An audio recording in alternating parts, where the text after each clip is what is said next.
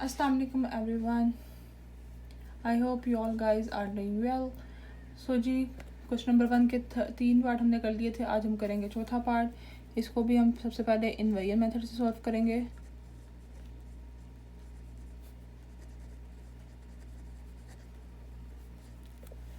Okay जी, invariant method से solve करेंगे सबसे पहले।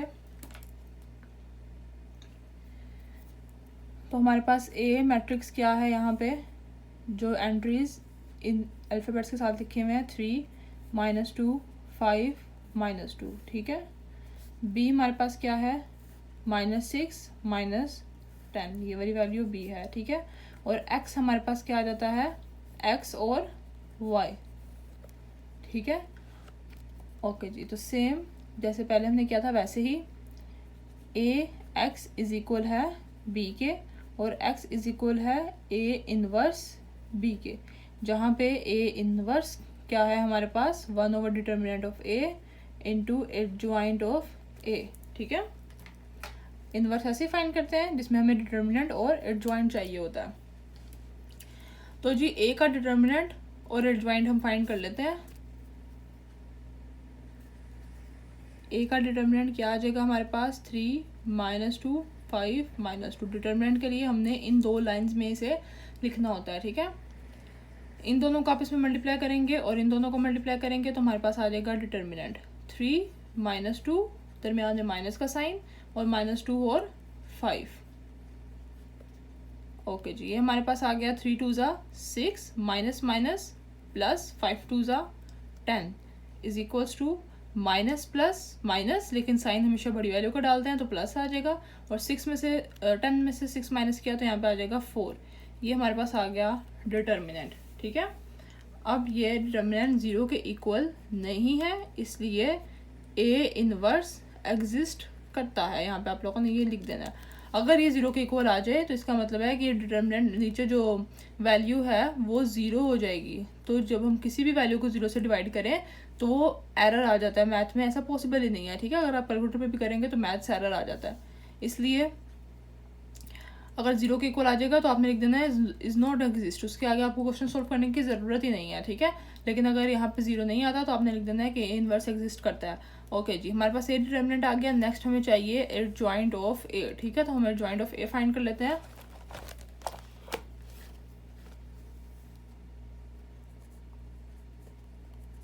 Adjoint of A is equals to, adjoint किसके इक्वल होता है, ए डिटर्मिनेंट ए मैट्रिक्स में यहाँ पे लिख लेती हूँ। ए मैट्रिक्स हमारे पास है 3, -2, 5, -2, ठीक है। तो एडजॉइंट किसके इक्वल होता है कि इन दो वैल्यूज़ की जगह चेंज कर देते हैं और इन दो वैल्यूज़ के साइन चेंज कर देते हैं। इनकी जगह चेंज करेंगे तो यहाँ पे -2 आ जाएगा, यहाँ पे 3 आ जाएगा। और इनके साइन चेंज करेंगे तो यहाँ पे 2 आ जाएगा, क्योंकि -2 है तो +2 हो जाएगा, और यहाँ पे +5 है तो यहाँ पे -5 हो जाएगा। ये हमारे पास आ गया एडजॉइंट ऑफ ए, ठीक है। अब नेक्स्ट जो हमने फाइंड करना था वो क्या था कि x इज इक्वल है ए इनवर्स बी के, ठीक है। तो हम वैल्यूज पुट कर लेते हैं। x मैट्रिक्स हमारे पास क्या था, x और y। ए इनवर्स किसके इक्वल है, one by determinant of A into adjoint of A, और इसको हमने मल्टीप्लाई करना है बी मैट्रिक्स के साथ, ठीक है। 1/डिटर्मिनेंट ए, तो डिटर्मिनेंट हमारे पास क्या आया, यहाँ पे डिटर्मिनेंट हमारे पास 4 आया और बी मैट्रिक्स हमारे पास ये है, ठीक है। एक्स की जगह हमने ये लिखा है XY, ठीक है। और बी मैट्रिक्स हमारे पास ये है और डिटर्मिनेंट हमने ये फाइंड किया। तो ये सब वैल्यूज हमने वहाँ पे पुट कर देनी है उसकी जगह पे, ठीक है।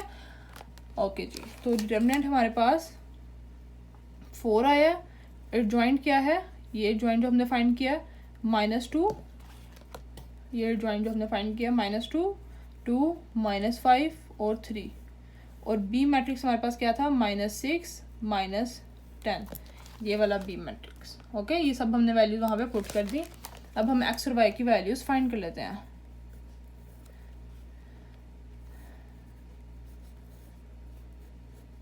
अब हमें क्या करना है, इन दोनों मैट्रिक्स को आपस में मल्टीप्लाई करना है। मल्टीप्लाई करने के लिए हमने इन दोनों को मल्टीप्लाई करेंगे पहले। तो हमने पढ़ा था पहले भी कि फर्स्ट मैट्रिक्स के number of columns second matrix के नंबर ऑफ रोज के इक्वल होंगे तो मल्टीप्लिकेशन पॉसिबल है, ठीक है। अब इसके कितने कॉलम्स है, ये 2 कॉलम्स है। इस तरह जो लाइंस होती हैं इन्हें कॉलम्स कहते हैं, और इस तरह रोज कहते हैं, ठीक है। 2 कॉलम्स हैं और 2 रोज हैं, तो इसका मतलब है कि हम इन्हें मल्टीप्लाई आप इसमें कर सकते हैं। ओके जी, मल्टीप्लाई करने के लिए इसको इसके साथ करेंगे, तो यहाँ पे -2 को -6 के साथ, दरमियान में प्लस का साइन, और 2 को -10 के साथ। इसी तरह इसको इसके साथ करेंगे, यहाँ पे आ जाएगा -5 को -6 के साथ, प्लस 3 को -10 के साथ, ठीक है। अब हम इन्हें मल्टीप्लाई कर लेते हैं आप इसमें, माइनस माइनस प्लस हो जाएगा, और 6 2 12, प्लस माइनस माइनस 10 2 20। यहाँ पे भी माइनस माइनस प्लस हो जाएगा, 6 5 30, प्लस माइनस माइनस 10 3 30, और ये हमारे पास आ गया x और y। ठीक हो गया जी। अब हम इन दोनों को आप इसमें माइनस करेंगे, 1/4, 12 माइनस 20 12 में से 20 माइनस करेंगे तो आ जाएगा हमारे पास -8, और 30 माइनस 30 इज 0। ओके जी, अब हम 1/4 को अंदर दोनों के साथ मल्टीप्लाई कर देते हैं।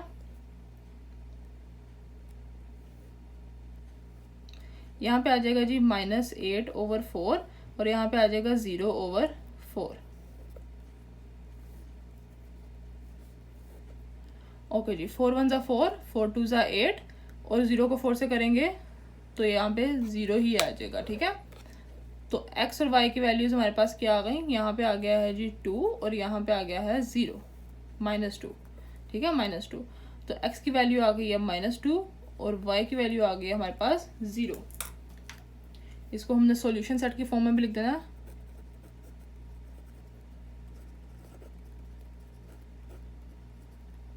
-2 और 0, ठीक है। तो ये हमने इन्वेरिएंट मेथड से सॉल्व कर लिया। अब हम इसे करेंगे क्रैमर रूल से सॉल्व करेंगे। ये 1.6 के हर पार्ट को हमने दोनों तरीकों से सॉल्व करना है, और पेपर में तो आपको ऊपर मेंशन किया गया होगा जिस तरीके से सॉल्व करने के लिए कहा गया होगा, आपने उसी तरीके से सॉल्व करना है, ठीक है। दोनों तरीके करने की ज़रूरत नहीं है।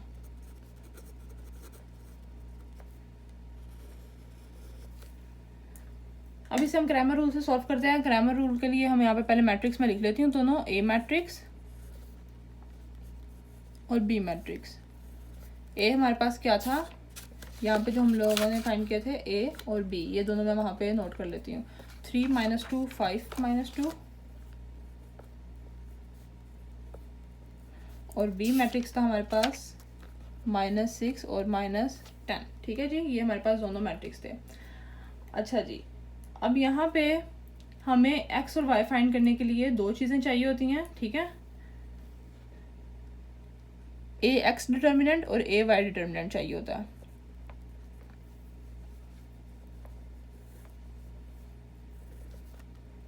अब मैं यहाँ पे पहले ए एक्स और ए वाई मैट्रिक्स फाइंड कर लेते हैं हम।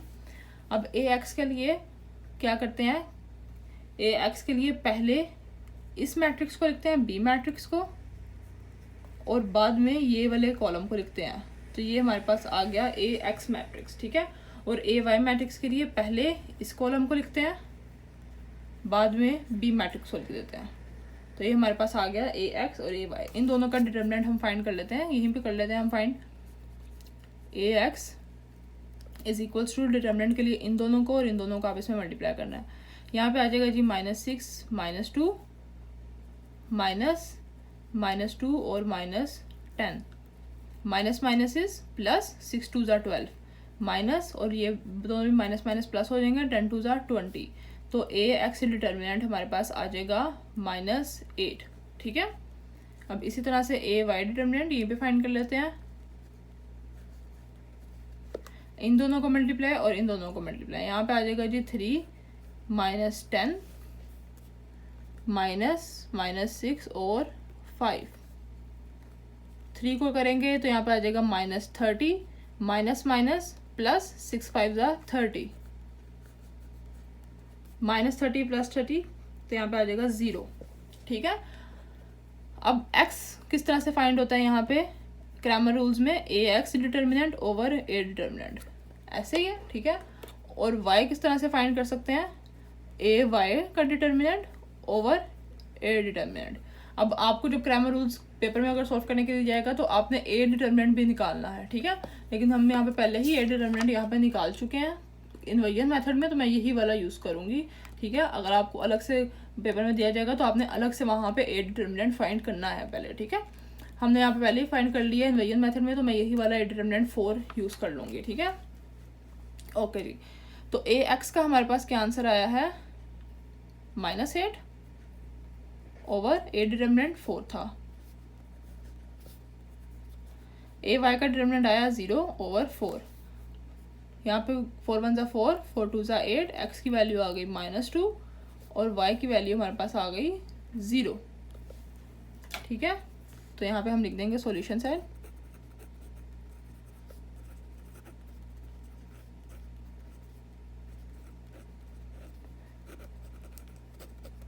ये हमारे पास आ गया सॉल्यूशन सेट, सेम वही वैल्यूज आई जो हमने यहाँ पे पहले फाइंड की थी, ठीक है। इन लेयर मेथड में भी हमारे पास -2 0 आया था और क्रैमर्स रूल में भी यही आया सेम। ओके जी, सो अगर आपको मेरी वीडियोस थोड़ी सी भी हेल्पफुल रही हो तो please like and subscribe my channel. Thank you so much for watching. अल्लाह हाफिज़।